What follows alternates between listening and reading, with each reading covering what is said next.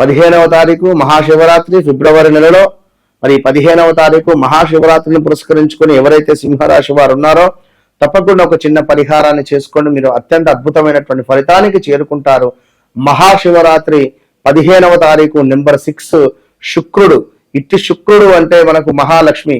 మరి మహాలక్ష్మి అంటే మన ఇంటి ముందు ఉండేటువంటి కడప ఏదైతే ఉంటుందో దాన్ని తప్పకుండా సింహరాశి వారు శుద్ధి చేయండి. శుద్ధి చేసిన తర్వాత పాలను ఒక 5 స్పూన్ల పాలను పోసి పాలతో మొత్తము కూడా దాన్ని చక్కగా కూడా రాసిన తర్వాత అద్భుతంగా కూడా పసుపుతో కుదించి వరిపిండి పసుపు కుంకుమతో రంగవల్యాది ముగ్గులను పెట్టిన తర్వాత చక్కగా కూడా కడపకు అటువైపులా ఇటువైపులా కూడా పుష్పాలతో అలంకరింపజేసుకొని కడప ముందు ఒక రావి ఆకు గాని లేదా తెల్ల జిల్లేడు గాని లేదా 2 తమలపాకులను గాని వేసి ఒక ఎండు కొబ్బరిని తీసుకోండి. ఎండు కొబ్బరిలో కొంత నువ్వుల నూనెను వేసి తప్పకుండా పువ్వొత్తిని వేసి మీరు దీపారాధన చేసి కొంత పచ్చ కర్పూరాన్ని పొడిగా చేసి ఆ యొక్క నువ్వుల నూనెలో వేయండి. ఇది మీకు అత్యంత అద్భుతమైనటువంటి ఫలితాన్ని తెచ్చిపెడుతుంది.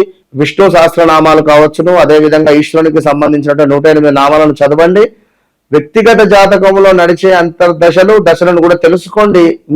ఇంకా అద్భుతమైనటువంటి ఫలితాలు ఉంటాయి. All the best.